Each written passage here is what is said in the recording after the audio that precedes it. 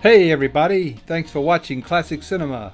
If you've always been curious about classic movies but don't know where to start, or you're a film buff that wants to watch something different, then stay tuned for some tasty picks I have on the menu today.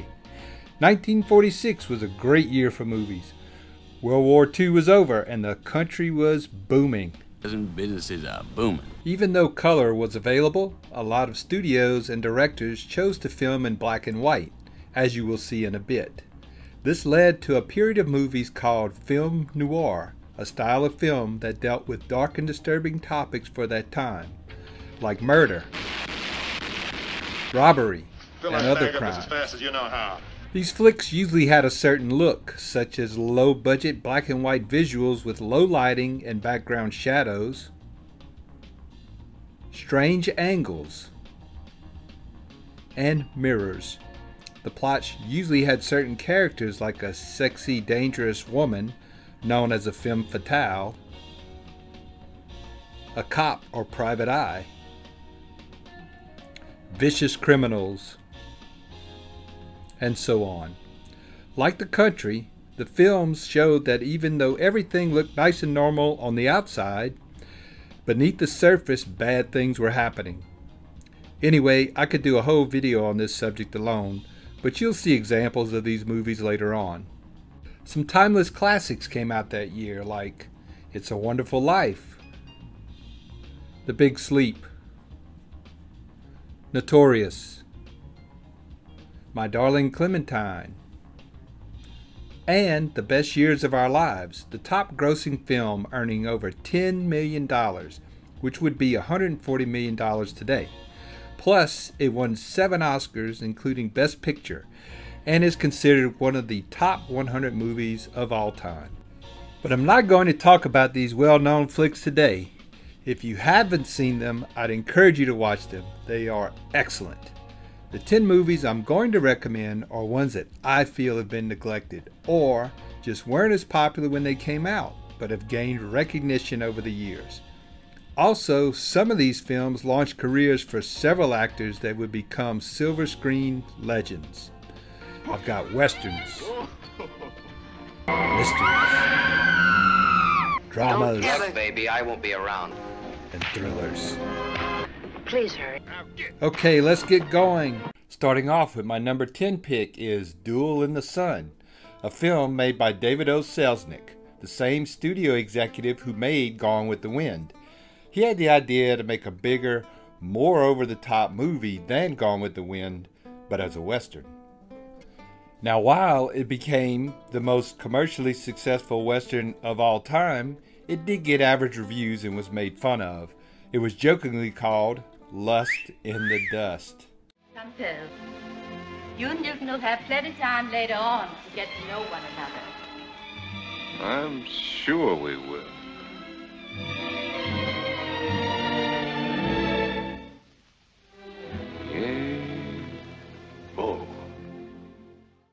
Duel in the Sun grossed almost $9 million, which would be close to $130 million today. But it cost $8 million to make, equaling close to $115 million in today's market. So it barely broke even. We spared no expense. Spared no expense. The finished movie was a steamy melodrama with everything turned up to 11. Put it up to 11, exactly. Eye-popping colors, huge landscapes, loud musical score, bloody violence for that time, with some sexy, raunchy scenes having to be censored. Selznick definitely blew the roof off, which seems ridiculous compared to some of today's blockbuster movies like Star Wars or The Avengers. Supposedly, Martin Scorsese said this movie motivated him as a boy to become a director. It's pretty cool. Duel in the Sun is about a young girl, Pearl Chavez, played by Jennifer Jones, who goes through a terrible family tragedy.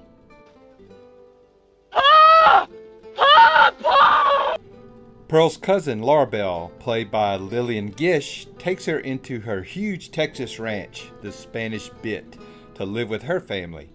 The great Lionel Barrymore plays Laura Bell's husband, Jackson, an angry, bitter, and crippled Texas senator. Perhaps if your attitude toward it had been different. Oh, it's my fault, huh? It's my fault. You dared to bring that Indian baggage right here into this house, and now you try to tell me you get her out of here. And what's more, get her out of here tonight. You've screamed at me for the last time. You made one of your sons hate you and send him away. You made the other one a murderer. Pearl will stay here just as long as I do.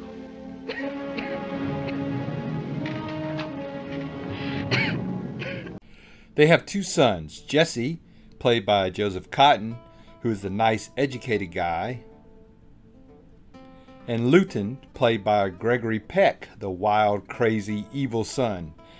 This film has a little Cain and Abel vibe, but it's kind of cool to see Peck play a villain.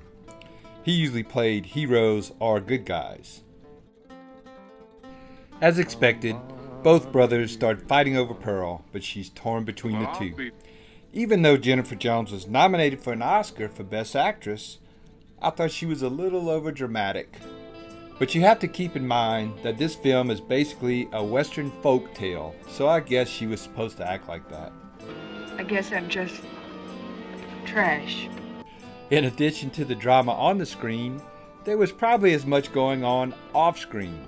Selznick, who was married, began an affair with Jones during filming. He eventually married her after his divorce. Selznick hired King Vidar as director, who was very successful at the time. Selznick drove Vidar crazy with his micromanaging, and he split. The rest of the movie was done with 5 other directors. I'm sure that must have been a fun place to work. This horse opera is raw, erotic, and has a good star-studded cast. Filmed in Technicolor, the wide-open landscapes are breathtaking. Watching this movie in 1946 must have been like watching a huge summer blockbuster, like a Marvel superhero movie nowadays. Despite how you feel about it, it's fun and entertaining, which is what a movie should be. And the ending, like the rest of the movie, is a bit extreme, but I won't give away spoilers. If you enjoy big, epic westerns like The Big Country,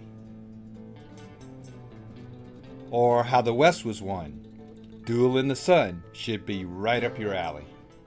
A stylish psychological film noir thriller, The Dark Mirror, comes in at number 9 on the list. Directed by Robert Siodmak, who directed another movie on the list, this is a movie that explores the dark side of human nature.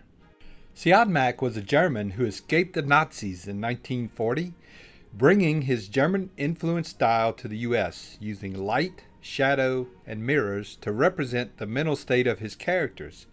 All of these methods were used in many film noirs at that time.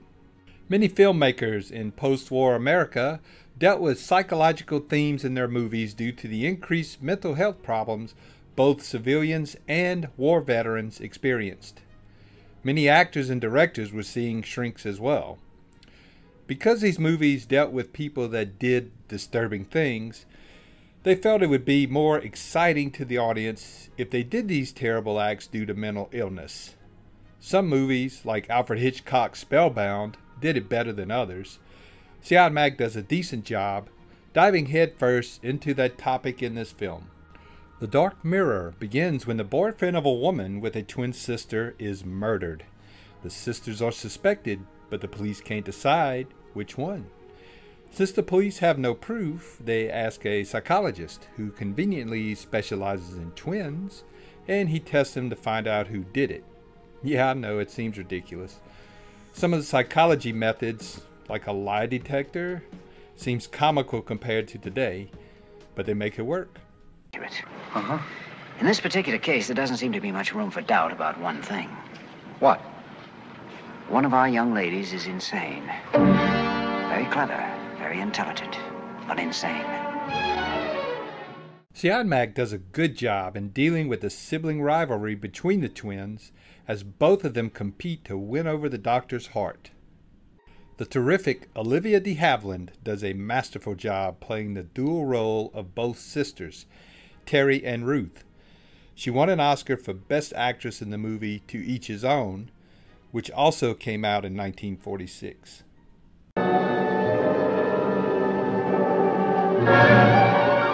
Terry. Terry! Oh, what is it, dear? That light again! Siodmak invents an eerie, moody atmosphere, along with several tense and suspenseful moments throughout his film. It's a fairly intelligent movie considering the subject, and a pretty decent mystery that keeps you guessing until the end. It's nowhere near as intense as present-day thrillers, but I thought it was entertaining. If nothing else, it's worth it to watch de Havilland's amazing performance.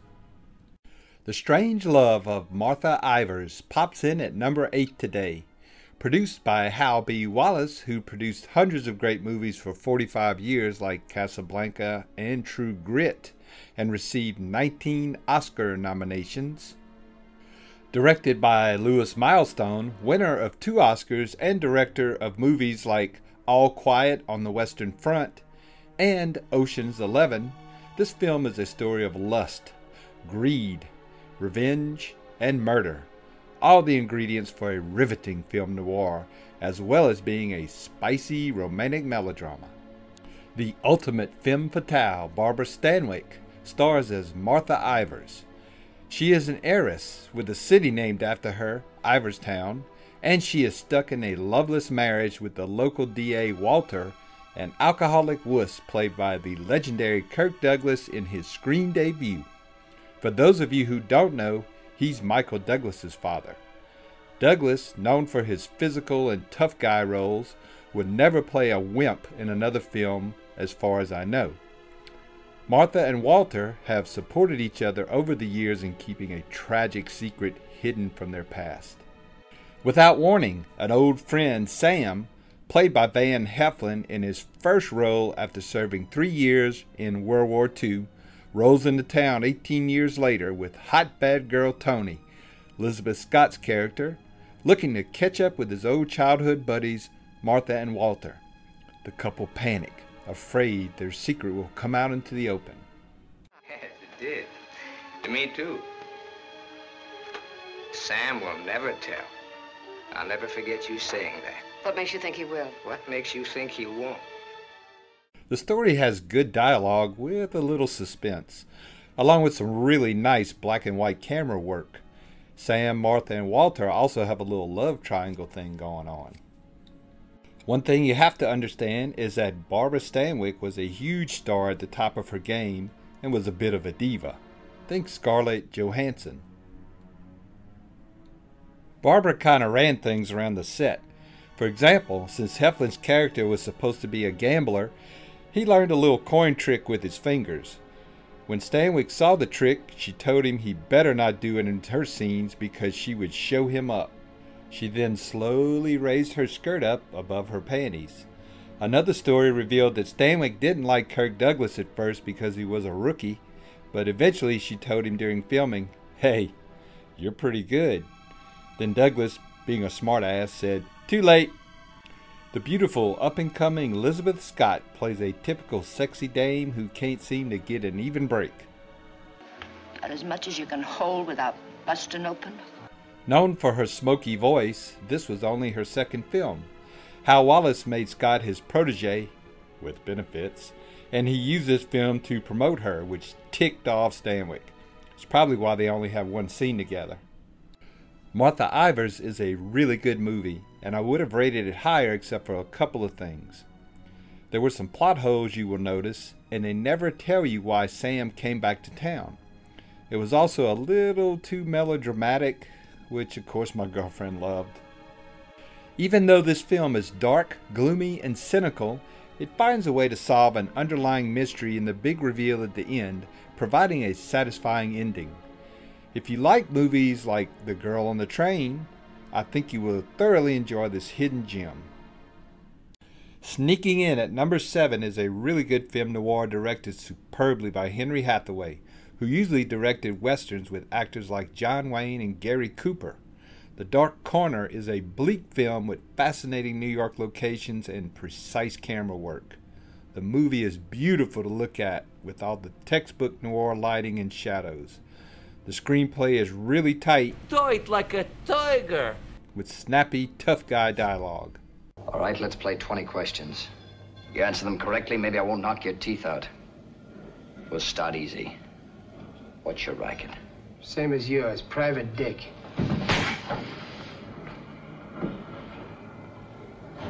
It's a wrong answer. The title comes from a line in the movie where the main character, a Private Eye, says, I'm backed up in a dark corner, and I don't know who's hitting me. Classic. Love it. Bradford Galt, played by Mark Stevens, is a gumshoe starting fresh in New York after getting out of prison on a manslaughter rap in San Francisco. He hires a secretary, Kathleen, played by lucilleball. Yes, that Lucy, who is a warm-hearted woman with a maternal instinct. Galt notices he's being followed by a thug and thinks his sleazy ex-partner, Jardine, the guy who set him up to take the fall and go to the big house, is trying to frame him again. But Jardine is having an affair with the wife of a wealthy art collector, and boy does he have his hands full. The plot gets deeper and more complex the more Galt and Kathleen dig for clues. The cast is talented, and they all bring their A-game. Lucy stands out and is great as the likable, romantic, wisecracking secretary. According to Hathaway, Ball was going through a personal crisis when they started filming, and she was messing up her lines. Hathaway embarrassed her in front of the cast and crew, causing her to get straight and deliver one of her best dramatic acting jobs. William Bendix makes a great thug. Clifton Webb is ideal as a perverted socialite art snob who is obsessed with his wife. Love is not the exclusive province of adolescence, my dear. It's a heart ailment that strikes all age groups. I couldn't help laughing at one scene when Webb's character is smoking on the way to his dentist appointment and puts out his cigarette right before he goes into the dentist's office. That scene is a good example of how different things were then. Can you imagine doing that now? I love the look and feel of this movie and all its noir trashiness. The seedy, dirty locations. The pitch black shadows and bright white lights with smoke or fog swirling around. Guns waving in the air. Rolls of coins for brass knuckles. Classic old school. The first part of the film is somewhat slow and can be dull in a couple of spots, but once it gets going, the tension ramps up with cover-ups, meddling cops, and near misses, and finishes with a good, tidy ending. While it's a notch below the classic film noir crime dramas, I think of it as a solid and forgotten classic. The next entry at number 6 is The Blue Dahlia, an original, sharp, and exciting film noir thriller. It was the only screenplay ever written by famed mystery author Raymond Chandler. He was basically the Michael Connelly of his day, the author who wrote the books the Bosch TV series is based on. It was directed by George Marshall, who had a distinguished 60-year career directing movies and TV shows. His most well-known film is probably How the West Was Won in 1962. The popular Alan Ladd plays Johnny, an ex-pilot war hero who returns home to his wife in post-war LA after fighting in the Pacific. With him are his two war buddies, George and Buzz, who are having a hard time adjusting to the booming city. Johnny is shocked to find out his alcoholic wife is cheating with a low-life nightclub owner, Eddie, played by Howard Da Silva. They get in an argument and she reveals a terrible secret and Johnny leaves her. All fingers point to Johnny when his wife is found murdered the next day, so he goes on the lam to solve the crime on his own. Chandler's script has a lot of punch to it, with many twists and turns and solid character development. I thought they did a good job displaying William Bendix's character Buzz with his battle with PTSD, especially for that time. The PTSD topic was a big no-no post-war because the U.S. military wished to keep up a clean image. The short Alan Ladd had a problem with Doris Dowling, who played his wife Helen, because she was half a foot taller than him. But they disguised it in the movie. Ladd was basically the Tom Cruise of his day, a big star, but was short, only about 5 foot 6 inches. Veronica Lake plays the charming, sexy vixen Joyce, who becomes romantically interested in Johnny. Joyce is separated from her husband Eddie, the guy who was fooling around with Johnny's wife. This was the third film Ladd and Lake did together.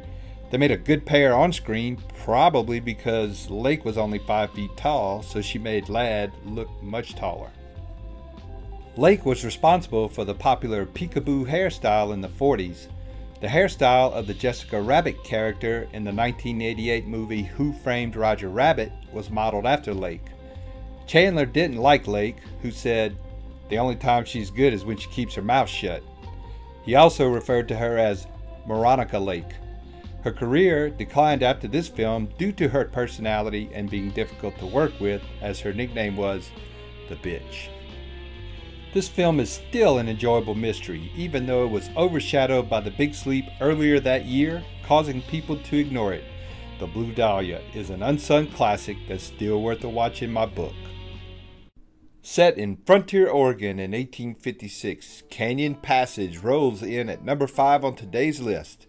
It's an unusual Western for the time due to its complex story and characters, as well as being filmed in Technicolor instead of black and white. This was the first Western directed by Jacques Tourneur, as well as his first one in color.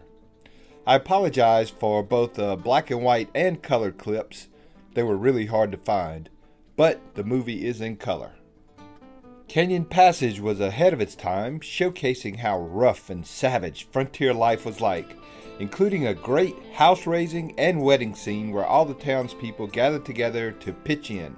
It also shows how frontier justice was dispensed, especially in a kangaroo court scene in the town barroom. Dana Andrews gives a fine performance as Logan Stewart, a store and freight company owner in the mining town of Jacksonville, Oregon. Andrews also starred in the year's best film, The Best Years of Our Lives.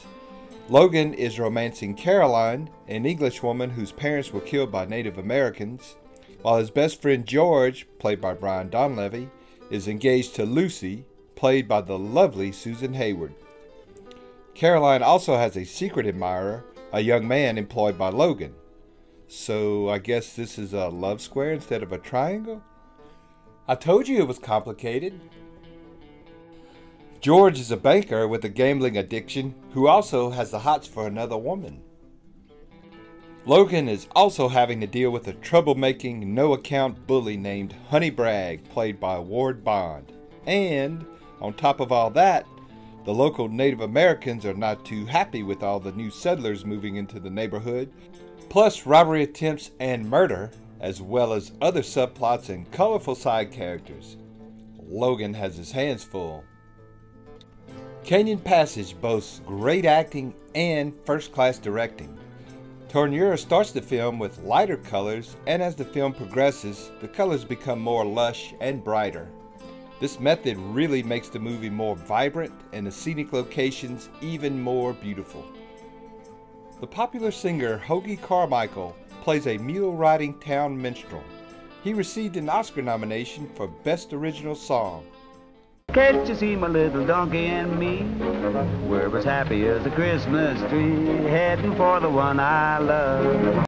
And keep an eye out for young Lloyd Bridges, Jeff Bridges' father. Andy Devine plays Ben Dance, and while it's not his usual character, I think he was required to be in every Western back then, right? He was known for his crackly voice and usually played the funny, colorful sidekick. You arrest him. Anything you say, Mr. Stoddard. I'll be tickled to death to... What was that? Arrest who? Canyonpassage also has one of the best barroom brawls I've ever seen in a Western. It's badass. Events finally come to a head between Logan and Bragg, and they duke it out in the town barroom, with the whole town as spectators. If you are in the mood for a different kind of Western, like The Searchers or Tombstone, then Canyonpassage should be in your queue. Slipping in at number 4 is Greenfordanger, a smart murder mystery set in a British hospital during World War II, and it has many interesting characters, any of whom could be the murderer. The film sports many fine British actors like Trevor Howard with decent but not great photography. The wonderful Alastair Sim plays Inspector Cockrell, and he's a riot. He is later known for arguably playing the best Ebenezer Scrooge ever in 1951's A Christmas Carol. Humbug! The story begins in 1944 when a postman is injured in a rocket bombing in the English countryside. He dies during surgery at the local country hospital, but no one is the wiser until a nurse announces he was murdered. All hell breaks loose. Soon Scotland Yard sends Inspector Cockrell to the scene, and he is eager to solve the mystery. He is clever and eccentric, with dry British humor, and enjoys irritating the hell out of the suspects during the investigation. But why should anyone want to murder Higgins? My dear young lady, how should I know? I've only just got here. The inspector soon finds out that everyone involved in the surgery during the murder has a motive, and also discovers the murderer is ready to strike again soon. The first part of the movie seems slow until the inspector arrives, but the story is just setting up all the characters and their possible motives. So be patient. When the investigation starts, it's well paced with twists and turns and very entertaining. It keeps you guessing as to who the culprit is.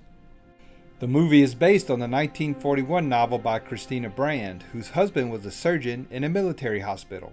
She got the idea for the book while watching an operation, and a doctor explained how to commit a murder during surgery. At times, Greenfordanger does have a Hitchcock feel to it.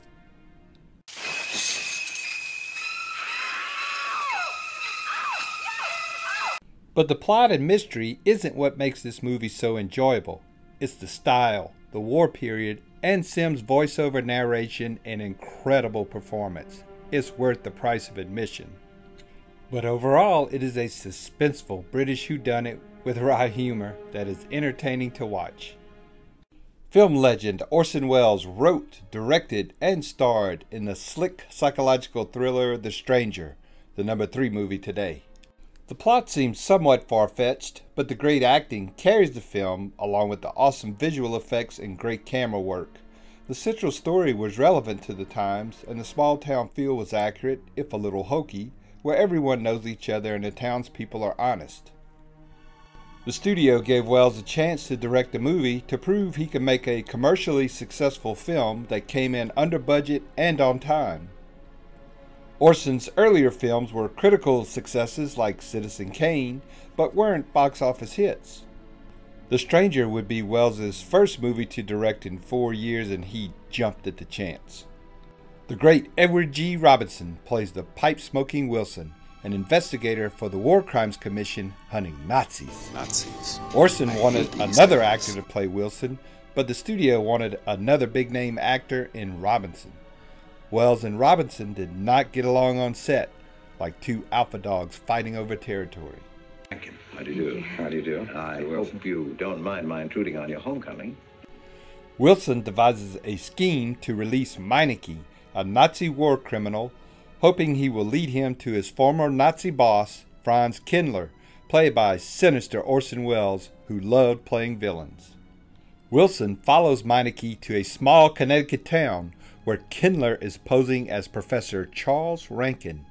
Wilson discovers that Kindler is soon to be married to Mary, played by Loretta Young, who is the daughter of a U.S. Supreme Court Justice.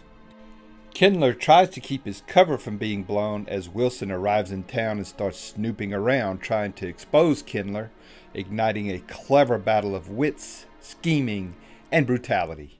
Mankind is waiting for the Messiah, but for the German, the Messiah is not the Prince of Peace. He's another Barbarossa, another Hitler. This type of story was a huge topic post-war that escaped Nazis were hiding out around the world, ready to take up the torch. Welles thought that this was his worst film, but it was his most successful one financially, as it was a big hit at the box office, grossing over $3 million. Almost $45 million today. I know I am nitpicking here, but I thought Loretta Young's character was unrealistic and foolish.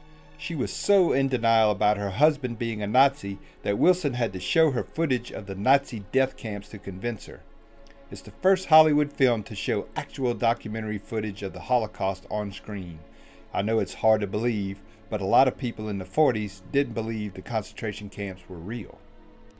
To me, the best part of the movie was the kick-ass finale of the showdown between Wilson and Kindler, an awesome piece of movie making. My girlfriend hasn't seen many classic movies, but she loved this one. If you've seen any of Welles's other popular movies like Citizen Kane, The Third Man, or Touch of Evil, but missed The Stranger, then treat yourself. It's definitely a movie that showcases the many talents of this iconic filmmaker. Every once in a while, a movie comes along that is hard to forget.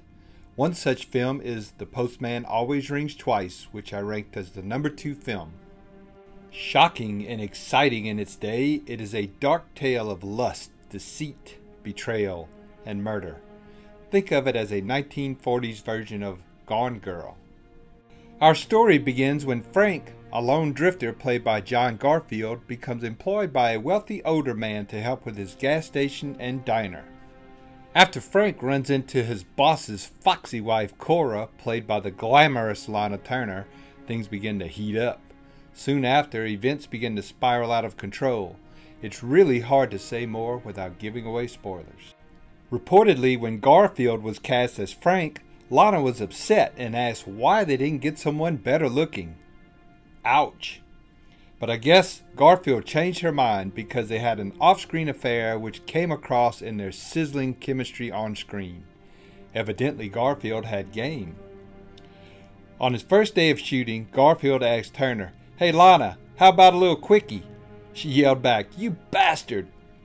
Scandalous. Gotta love it. If you pay attention, Lana's character, Cora, wears white in every scene except for the 3 she wore black when she was thinking about doing bad things. This movie was Turner's best acting job and made the blonde beauty an instant sex symbol. Imagine her as a Jennifer Aniston in the 1940s. The film is enhanced by a tight script, sharp images, and superb performances. Hume Cronin is perfect as the sleazy attorney Keats. The Postman also set the blueprint for modern erotic thrillers such as Basic Instinct and 50 Shades of Grey. If you enjoyed films like Double Indemnity or Out of the Past, then The Postman Always Rings Twice is practically required viewing. Directed by Robert Siodmak, who also directed the #9 movie on our list, The Dark Mirror, The Killers is the perfect film noir thriller that deserves the top spot.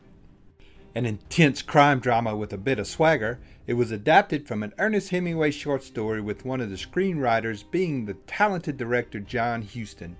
The word on the street is that The Killers was the only movie from his books old Papa Hemingway actually liked. The Killers opens with an epic scene of 2 hitmen, one played by William Conrad, who would later star in the hit TV shows Cannon and Jake and the Fat Man.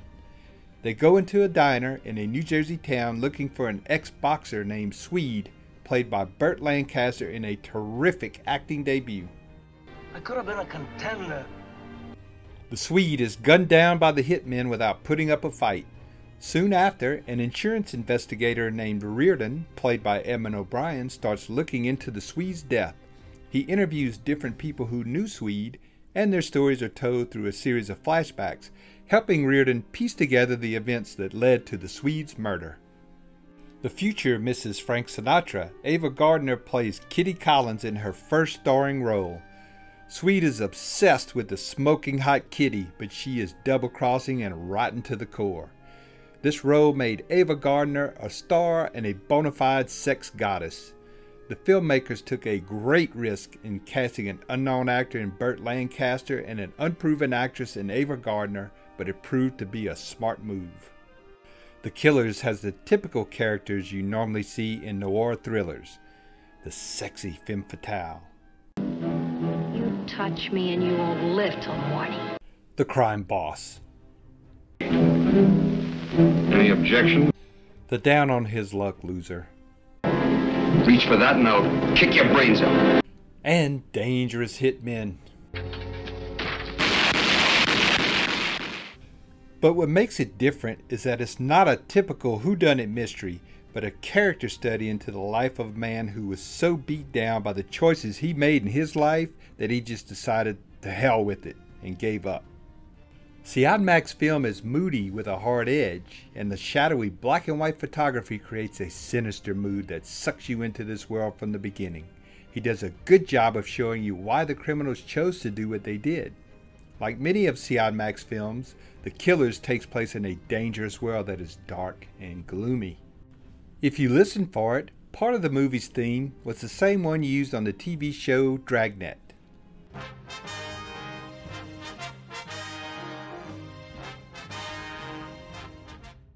The Killers received 4 Oscar nominations, the most ever for this kind of movie at that time. I first saw this movie on TV when I was a teenager, and I was blown away by the story, the acting, and the way Siodmak used the lighting and the shadows. To me, this is an all-time classic that has been neglected over the years.